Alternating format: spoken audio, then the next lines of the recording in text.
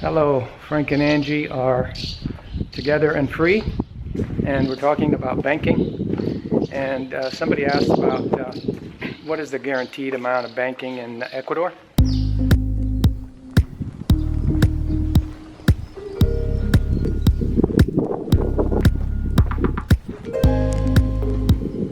And the guaranteed amount is pretty low compared to what you're used to. It's like 32 or somewhere in there. So, but when you look at the amount of money that people usually put in these places, because you know, their plan is to put enough money in there to get a high interest rate so they can live off of that.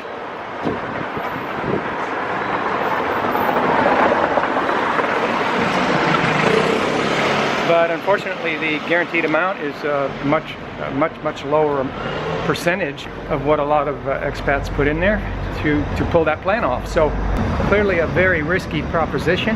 And we've talked already about the banking fiascos in Ecuador and Mexico. Some of you might think this talk about RAMM bubbles, there's more to the angle than what we've talked about so far. And as it applies to banking, I was helping a fellow get a bank account once, and you gotta understand that there's pre-RAMM bubble and post-RAMM bubble. And so I'm talking about pre-RAMM bubble. Yeah, so pre-RAMM bubble, everything was just normal. You could, compared to post-RAMM bubble, you might say, as a comparison, that it was easier. That it was easy, but really it wasn't easy, it was just normal. Well, I took a friend to start a bank account, and I won't mention the bank, but it used to be in the pre-bubble, pre-RAMM bubble, all you had to do was show up with a passport. That's all you needed.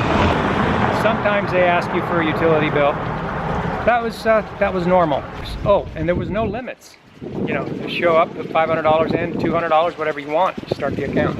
This is what happened post-RAMM bubble. I took a guy to the bank, and you sit down, they sit you down, and they start talking to you about, well, do you have $25,000 to invest? Well, no, I didn't come here to deposit $25,000 today. I know that a lot of people do that, and I'm not talking about for those of you that want to do that. I'm saying that you just want to, your goal is just to come in and open an account. Just the regular way of just opening it with a few $100s just to get started and just kind of test the waters and see, and just go that way, right? Just to have something to pay your local expenses, whatever. As far as investments and all that, that's a different conversation. I'm just highlighting the changes and how they take place in every single sphere of your life when you talk about these RAMM bubbles.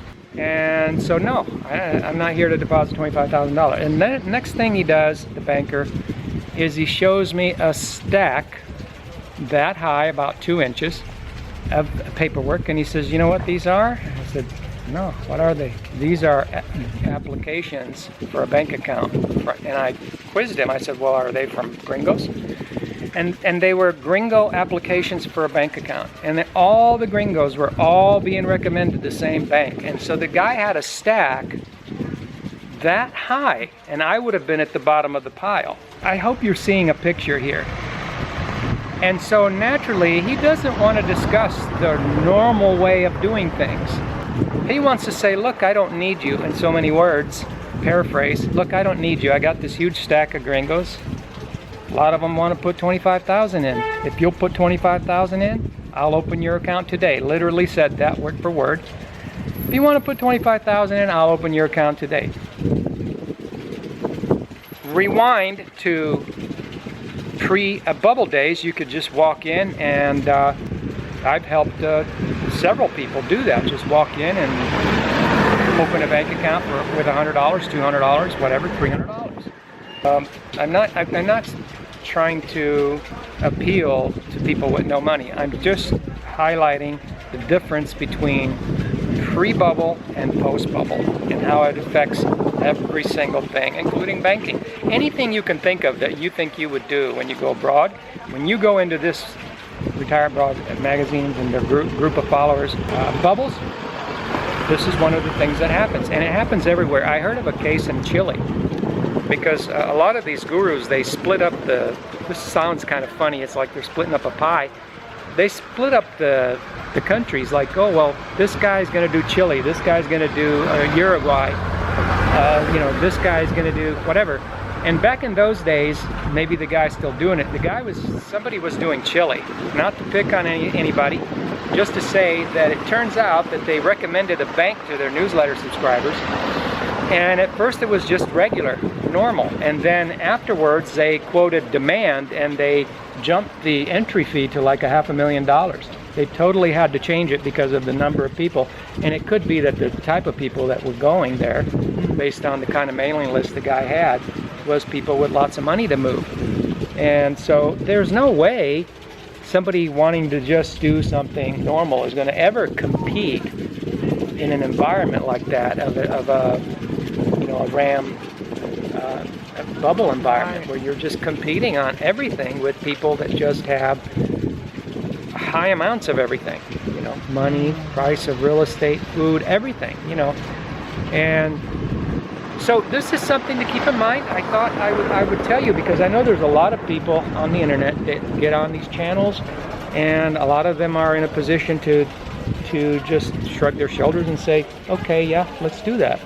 Let's deposit $25,000. Let's deposit $500,000. But then a lot of you are unwilling to do that because, for one reason or another, as we've outlined, that you really have to be diligent with what you do when especially when you go abroad. You know, because then you hear, you know, so you can avoid these fiascos that you hear so much about. And it doesn't take very many of these fiascos. All that has to happen is only one fiasco has to happen to you. And if it happens to you, it's catastrophic. So, you know. So, the other side of the story is that it's possible to learn the skills and techniques. It's very, very easy to do when you've got a helping hand, to learn the skills and techniques, and some of you have them, but a lot of you could use some help with it to actually just avoid these bubbles and go where, guess what? Things are just normal.